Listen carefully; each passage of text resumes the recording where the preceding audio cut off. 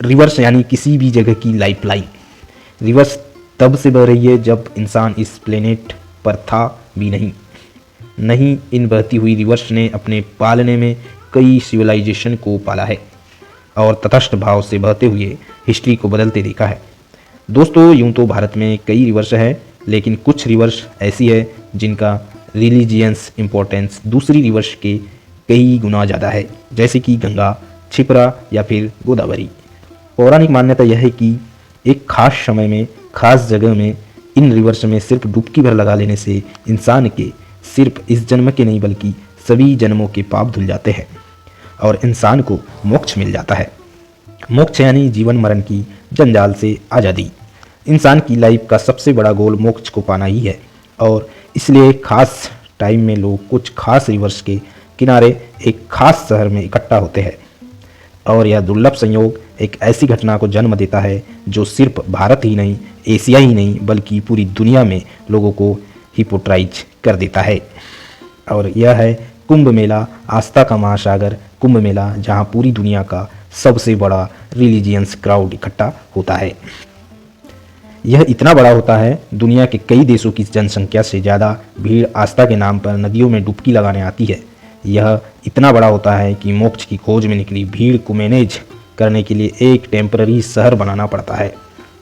लाखों तंबू डालने पड़ते हैं, कई किलोमीटर की सड़कें बनानी पड़ती है, पुल बनाने पड़ते हैं। यह इतना बड़ा होता है कि करोड़ों लोगों का यह इंसानी हुजूम स्पेस से भी दिखता है। आप इसकी इम्पोर्टेंस का अंदाज़ा इस बात से लगा सकते हैं कि कुंभ मेला यूनेस्को के representative list of intangible cultural heritage of humanity में शामिल है। यानी यह मेला इंटरनेशनल लेवल पर भारत की महान सनातन धर्म की संस्कृति को रिप्रेजेंट करता है। देखिए, यह मेला भारत के 4 शहरों में प्रयागराज, उज्जैन, हरिद्वार, नासिक में लगता है और इस साल 2025 में यह कुंभ मेला लग रहा है। भारत के सबसे हिस्टोरिक और एशियन कुंभ महाकुंभ का साक्षी बनेगा, क्योंकि इस महाकुंभ को तय करने वाले ग्रह नक्षत्रों का यह दुर्लभ योग 144 साल बाद बना है। 13 जनवरी से 26 फरवरी 2025 तक चलने वाले इस महाकुंभ की भव्यता पहले से भी कहीं ज़्यादा होने वाली है। अनुमान है कि इस बार देश विदेश से लगभग 40 करोड़ से भी ज़्यादा श्रद्धालु प्रयागराज में गंगा में डुबकी लगाने आएंगे। सिर्फ महाकुंभ का एस्टिमेटेड बजट ही इस बार का 5000 करोड़ से ज़्यादा है। लेकिन क्या आपके मन में कभी सवाल आते हैं कि कुंभ, अर्धकुंभ और महाकुंभ में डिफरेंस क्या है? कैसे डिसाइड किया जाता है कि कब कुंभ होगा, कब अर्धकुंभ होगा और कब महाकुंभ होगा? अनादिकाल से चले आ रहे इस कुंभ मेले में ऐसा क्या खास है कि बिना किसी इनविटेशन के करोड़ों लोग एक जगह पर पहुंच जाते हैं? बड़े बड़े सिद्ध नागा साधु जो इस संसार के सारे मोह माया का त्याग कर चुके हैं, वह हजारों किलोमीटर का सफर तय करके सिर्फ एक डुबकी लगाने के लिए यहाँ आते हैं। क्या है इसके पीछे का इतिहास? इसके अलावा कैसे कुंभ का मात्र 30 से 45 दिन का टाइम पीरियड शहर की अर्थव्यवस्था को बूम कर देता है? क्या है इस मेले की इम्पोर्टेंस? तो आइए जानते हैं आस्था के महासागर महाकुंभ की वर्चुअल यात्रा पर और ढूंढते हैं इन सभी सवालों के जवाब। दोस्तों, कुंभ मेला के हिस्टोरिकल बैकग्राउंड को जानने से पहले समझ लेते हैं कि आखिर कुंभ मेला का मतलब क्या होता है। कुंभ एक संस्कृत शब्द है जिसका मतलब है कलश या घड़ा। मेला का मतलब है खास त्यौहार या मान्यता के कारण इकट्ठा लोगों का हुजूम। देखिए, इतिहास में कुछ मेले की शुरुआत कब से हुई या किसने की, इसकी सटीक प्रमाणिकता। चलिए अब समझते हैं कि कुंभ के पीछे की कहानी क्या है। हिंदू पौराणिक ग्रंथों के अनुसार ऐसा माना जाता है कि कुंभ की कहानी समुद्र मंथन से जुड़ी हुई है। समुद्र मंथन से पहले महर्षि दुर्वासा के बारे में जानना जरूरी है। मान्यताओं के अनुसार महर्षि दुर्वासा भगवान शिव के पुत्र कहलाते हैं। माना जाता है कि उनका जन्म भगवान शिव के क्रोध से हुआ था। इसी कारण उनके स्वभाव में क्रोध सबसे ज्यादा दिखता था। दुर्वासा ऋषि को छोटी छोटी बातों पर क्रोध आ जाता था, वह श्राप दे देते थे। ऐसे ही एक बार महर्षि दुर्वासा ने देवताओं को श्राप दे दिया। श्राप के कारण इंद्र और दूसरे देवता कमजोर पड़ गए। इस कमजोरी का फायदा उठाकर राक्षसों ने देवताओं पर आक्रमण कर उनके स्वर्ग लोक को छीन लिया। इसके बाद सभी देवता मिलकर भगवान विष्णु के पास पहुंचे और उन्हें पूरी बात बताई। तब भगवान विष्णु ने देवताओं से कहा कि आपको असुर को हराने के लिए अमृत की जरूरत है और इस अमृत को आप क्षीर सागर का मंथन कर निकाल सकते हैं, लेकिन इस काम को करने में आपको देवताओं की मदद लेनी पड़ेगी। अमृत पीकर देवता अमर हो जाते हैं और असुरों को अपनी आसानी से हरा देते। भगवान विष्णु के ऐसे कहने पर सारे देवता राक्षसों के साथ समझौता कर अमृत निकालने की कोशिश में लग गए। समुद्र मंथन के लिए वासुकी नाग को रस्सी बनाया गया और मंदराचल पर्वत को मथनी बनाया गया। समुद्र मंथन से कुल 14 चीजें निकली। सबसे पहले निकला था हलाहल विष, जिसको गले में धारण कर शिवजी नीलकंठ कहलाए। इसके बाद कामधेनु गाय, एरावत हाथी, कल्प वृक्ष, अप्सरा रंभा, माता लक्ष्मी, पांचजन्य शंख, पारिजात वृक्ष, सारंग धनुष जैसी दूसरी चीजें निकली। और लास्ट में निकला अमृत का कलश। जब अमृत का कलश निकला तो उसे पाने के लिए देवताओं और दानवों के बीच काफी संघर्ष शुरू हो गया। इस बीच जयंत ने अमृत कलश उठाया और वहां से भाग गया। जयंत भगवान इंद्र के बेटे हैं। जब राक्षस पड़ गए जयंत के पीछे तो जयंत अमृत कलश को लेकर भागते रहे। इस जद्दोजहद में अमृत की कुछ बूंदें पृथ्वी के 4 जगह पर छलक गई और यह जगह थी गंगा किनारे हरिद्वार में, हर की पौड़ी त्रिवेणी संगम के किनारे, प्रयागराज क्षिप्रा नदी के किनारे, उज्जैन और गोदावरी नदी के पास नासिक। इसलिए इन जगहों को पवित्र माना जाता है और यह कुंभ मेला लगता है। जब सवाल यह है कि हर 12 साल में ही क्यों लगता है। कुंभ मेला दरअसल देवताओं और राक्षसों की लड़ाई कुल 12 दिन चली थी और 12 दिन लग गए जयंत को अमृत कलश लेकर स्वर्ग पहुंचने में। इसलिए कुंभ भी 12 होते हैं। इनमें 4 कुंभ धरती पर होते हैं और 8 देवलोक में। ऐसा माना जाता है कि देवताओं का एक दिन पृथ्वी के 1 साल के बराबर होता है। इसलिए कुंभ मेला भी हर 12 साल में मनाया जाता है। यानी यह भी कहा जा सकता है कि हर 3 साल में इन चारों जगहों पर कुंभ मेले का आयोजन होता है। कुंभ मेला 4 प्रकार का होता है: अर्धकुंभ, कुंभ, पूर्ण कुंभ और महाकुंभ। मेला प्रयागराज के अलावा हरिद्वार, नासिक और उज्जैन में भी लगता है। यह मेला हर 12 साल में ऑर्गेनाइज किया जाता है। इसके लिए चारों जगहों को बारी बारी से चुना जाता है। अर्धकुंभ मेला इसलिए लगता है क्योंकि इसे कुंभ मेले का आधा चक्र माना जाता है, इसलिए यह हर 6 साल में मनाया जाता है। हालांकि अर्धकुंभ मेला केवल 2 जगहों पर ही लगता है, हरिद्वार और प्रयागराज। वही 12 साल बाद बनाए जाने वाले प्रयागराज के कुंभ मेले को ही पूर्ण कुंभ मेला कहा जाता है। यानी पूर्ण कुंभ केवल प्रयागराज में संगम तट पर ऑर्गेनाइज किया जाता है। यानी 2025 में प्रयागराज में लगने वाला मेला न केवल कुंभ है बल्कि एक पूर्ण कुंभ भी है। पिछला पूर्ण कुंभ मेला प्रयागराज में 2013 में आयोजित किया गया था। इस पूर्ण कुंभ को बेहद शुभ माना जाता है। इसी तरह हर 144 साल के बाद जो कुंभ मेला लगता है उसे कहते हैं महाकुंभ। यानी 12 पूर्ण कुंभ के बाद एक महाकुंभ लगता है, लेकिन यह सिर्फ प्रयागराज में ही लगता है। अब चूंकि महाकुंभ 144 साल बाद लगता है, इसलिए यह बेहद खास होता है। प्रयागराज में लगने वाला कुंभ इसलिए भी ज़्यादा इंपॉर्टेंट माना जाता है क्योंकि यह 3 नदियों का संगम होता है और इसलिए अन्य 3 जगहों की तुलना में सबसे बड़ी संख्या में श्रद्धालु यहीं आते हैं। अब सवाल यह है कि कुंभ मेलों की तारीखों को कैसे डिसाइड किया जाता है। देखिए, कुंभ कहाँ ऑर्गेनाइज होगा, यह डिसीजन कुछ खास ग्रहों की स्थिति, खगोल विज्ञान, ज्योतिषी गणना और धार्मिक मान्यता के आधार पर किया जाता है। हालांकि इसके पीछे भी समुद्र मंथन और अमृत वाली ही कहानी है। जब अमृत कलश की छीना झपटी हो रही थी तब सूर्य, चंद्र और बृहस्पति देवों ने इसकी रक्षा की थी। इसलिए जब वर्तमान राशियां पर यही रक्षा करने वाले ग्रह आते हैं तो कुंभ का योग बन जाता है।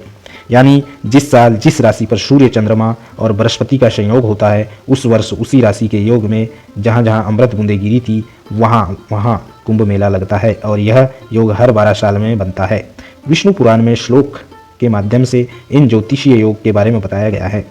आप स्क्रीन पर इसे देख पा रहे होंगे। नासिक कुंभ के लिए यह योग है, उज्जैन में लगने वाले सिंहस्थ के लिए यह योग बताया गया है, प्रयागराज में लगने वाले कुंभ के लिए ग्रहों का योग ऐसा होना चाहिए और लास्ट में हरिद्वार के लिए ये होना चाहिए। इस श्लोक का हिंदी अनुवाद करें तो जब सूर्य सिंह राशि और बृहस्पति या कर्क राशि में होता है तो कुंभ मेला नासिक में लगता है और जब मेष राशि में सूर्य का प्रवेश और सिंह राशि में बृहस्पति का प्रवेश होता है तब अवंतिका यानी उज्जैन में कुंभ का आयोजन किया जाएगा। इसके अलावा जब सूर्य और चंद्रमा मकर राशि में होते हैं और बृहस्पति वृषभ राशि में होता है तब कुंभ मेला प्रयागराज में आयोजित किया जाता है। वही जब सूर्य मेष राशि और बृहस्पति कुंभ राशि में होता है तो कुंभ मेला हरिद्वार में आयोजित किया जाता है। हालांकि पौराणिक कहानी के अलावा ज्योतिषी आस्था वो यह है कि ग्रहों का ऐसा योग नदी के पानी को औषधि के जैसा बना देता है और इस समय इन नदियों में नहाने से शरीर साथ साथ अंतरात्मा भी शुद्ध हो जाती है। इसके अलावा कुंभ का आध्यात्मिक महत्व भी है। माना जाता है कि कुंभ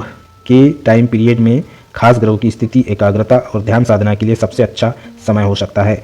दोस्तों, कुंभ मेला की शुरुआत एक शाही स्नान से होती है। इसमें विभिन्न संप्रदायों और 13 अखाड़ों की लीडर्स यानी नागा साधु सिद्धि प्राप्त गुरु नदी में नहाकर मेले की शुरुआत करते हैं। इसी शाही स्नान कहा जाता है। इन स्पिरिचुअल लीडर्स के नहाने के बाद ही दूसरे भक्त नदी में पवित्र डुबकी लगाते हैं। दोस्तों, अब आइए जानते हैं भारतीय संस्कृति में कुंभ मेले का महत्व क्या है। महाकुंभ मेला आस्था, संस्कृति और प्राचीन परंपरा को एक साथ जोड़ने वाली एक अद्भुत घटना है।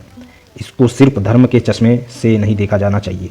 कुंभ में सिर्फ भारत के ही नहीं बल्कि विदेशों से भी लाखों लोग डुबकी लगाने आते हैं। कुंभ में भेदभाव नहीं होता, चाहे कोई भी व्यक्ति हो, किसी भी जाति का हो, धर्म का हो या किसी भी वर्ग से हो। इस मेले में एक ही मकसद से आता है और यह मोक्ष कुंभ भारत की संस्कृति, भारत के धर्मनिरपेक्ष कॉन्सेप्ट को एक्सप्लेन करता है। यह बताता है कि कैसे यहाँ आने वाला हर व्यक्ति सिर्फ एक श्रद्धालु है और कुछ नहीं, बल्कि कुंभ मेला नदी में सिर्फ डुबकी लगाने तक सीमित नहीं है। यह धार्मिक चर्चाएं होती है, साथ में लोग भक्ति करते हैं, साथ में खाना खाते हैं और यहाँ आस्था और ज्ञान का आदान प्रदान भी होता है।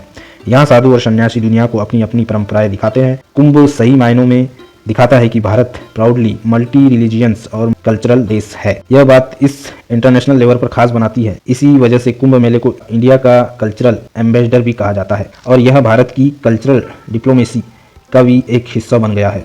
कुंभ में लाखों की संख्या में विदेशी श्रद्धालु आते हैं। यह बहुत करीब से भारतीय संस्कृति, धर्म और परंपराओं को देखते हैं, महसूस करते हैं। इसलिए कहा जाता है कि कुंभ भारत को एक सॉफ्ट पावर के रूप में एस्टेब्लिश करता है। कुंभ देश को इंटरनेशनल लेवल का एक कल्चरल और रिलीजियस सुपर पावर बनाता है। चलिए अब जानते हैं कि इस बार महाकुंभ में क्या खास है और कैसे वह उत्तर प्रदेश की इकोनॉमी को बूस्ट दे सकता है।